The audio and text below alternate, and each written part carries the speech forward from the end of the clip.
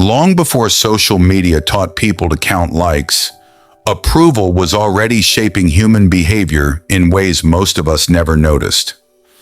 In the early 1950s, psychologist Solomon Asch invited groups of ordinary people into what looked like a simple vision experiment. Participants looked at a line on a card and chose which of three other lines matched its length. The correct answer was obvious. Yet something strange happened. Everyone else in the room, secretly working with the researchers, gave the wrong answer first. Then it was the real participants' turn. One after another, perfectly intelligent people looked at a line they knew was correct and still repeated the wrong answer out loud. Not because they were confused, but because for one brief moment, standing alone felt more dangerous than being wrong. Approval didn't change what people saw. It changed what they were willing to admit they saw. Most people hear that story and think, I would have never done that. But that's exactly why approval is so difficult to recognize. It almost never arrives wearing a name tag. Instead, it quietly edits your life one tiny decision at a time. You laugh a little harder at a joke that wasn't funny because everyone else is laughing. You stay silent during a meeting even though you know the better idea. You agree with opinions you don't actually hold because arguing feels socially expensive. None of those moments feels important on its own.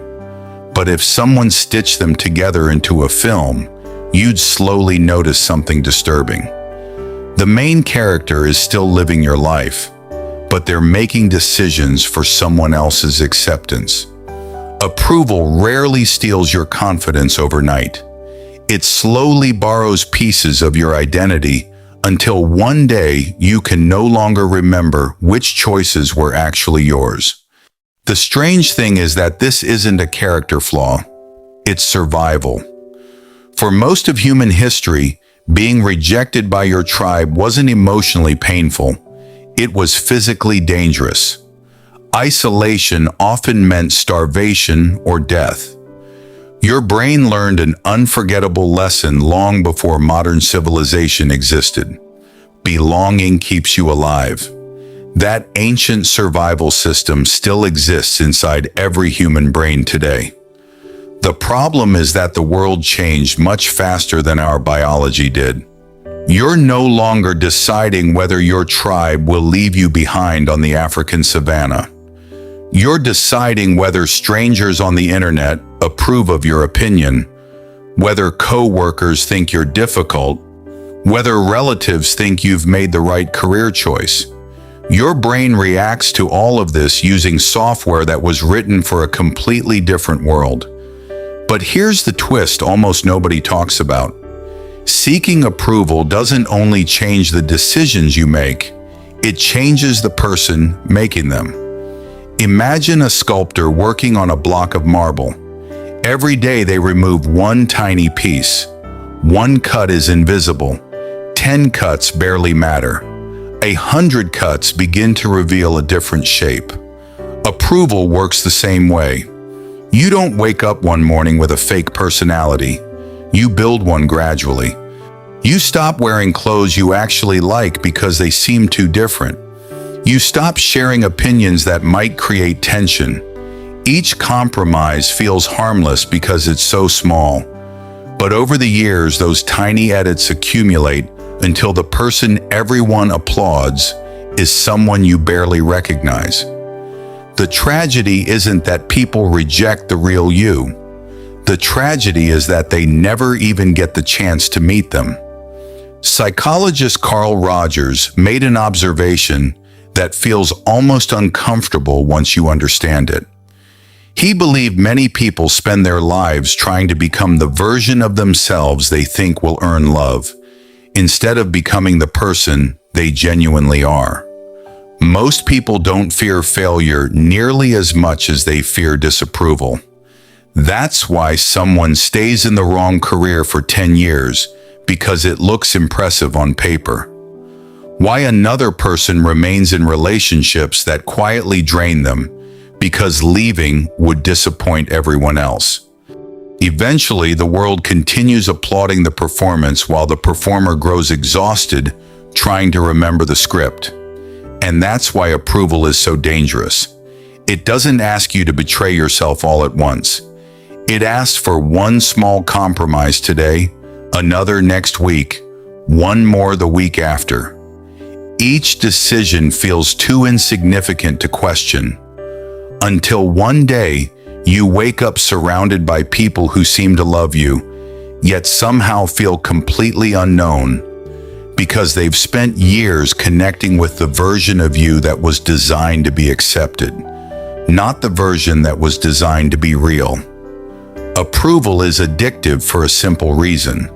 The rewards arrive immediately, while the consequences take years to appear. You say what everyone wants to hear, and the room stays comfortable. You avoid disagreement, and nobody gets upset. Every small compromise feels like a victory because your brain receives instant social relief. But relief and fulfillment are not the same thing. Every time you silence your real opinion to protect someone else's comfort, your brain quietly learns a dangerous lesson. Acceptance is more important than authenticity. Repeat that lesson often enough, and eventually you stop asking, "What do I actually want?" and start asking, "What version of me will everyone else accept?" Once that question becomes your default, your identity slowly turns into a negotiation instead of a discovery. Psychologist Donald Winnicott described something remarkably similar decades ago. He believed many people gradually develop what he called a false self, not because they're dishonest, but because they become experts at adapting to everyone else's expectations. The false self is polite. It knows exactly what to say. It avoids conflict. From the outside, it often looks successful, but inside, something feels strangely empty because every compliment, every promotion, every friendship creates the same unsettling question. Do they actually know me, or do they only know the version of me I've been performing? That's why some people can achieve everything they once dreamed about and still feel disconnected from their own lives. There's a reason the people who leave the deepest impression on us rarely seem obsessed with fitting in. It isn't because they never feel fear. It's because they've accepted something most people spend years resisting. Disapproval is not proof that you're wrong. Every meaningful breakthrough in history began with someone willing to disappoint the crowd long enough to remain loyal to reality. That doesn't mean rejecting every opinion around you. It means learning the difference between listening to feedback and living for permission. One helps you grow, the other slowly shrinks you. So the real danger of seeking approval was never that people might control your choices. The real danger is that after enough compromises, you stop noticing that they already do. One day you realize you've become incredibly skilled at reading everyone else's expectations and strangely unfamiliar with your own convictions. And once that happens, even praise starts feeling empty, because deep down you know it isn't reaching the real you. It's reaching the carefully edited version you've spent years presenting to the world. Maybe the question was never, how do I make people approve of me? Maybe the better question is, what part of myself disappears every time I need approval before I can act? The goal isn't to stop caring about people. Healthy relationships will always involve empathy and consideration. The goal is to stop confusing acceptance with identity. Your identity should shape your choices. Approval should never be the thing that creates it. And here's the irony almost nobody notices until much later. The people who spend their lives chasing approval often receive less of it than they hoped for, because people eventually sense when every word is designed to please them. But the people who quietly live according to their values, even when it costs them comfort, often earn something much deeper than approval. They earn trust, because trust grows around people whose principles stay the same, whether the room applauds them or not. The hidden cost of seeking approval isn't that people stop respecting you. It's that, little by little, you stop recognizing yourself. And no amount of applause can fill the space left behind when you abandon the only person you have to live with for the rest of your life.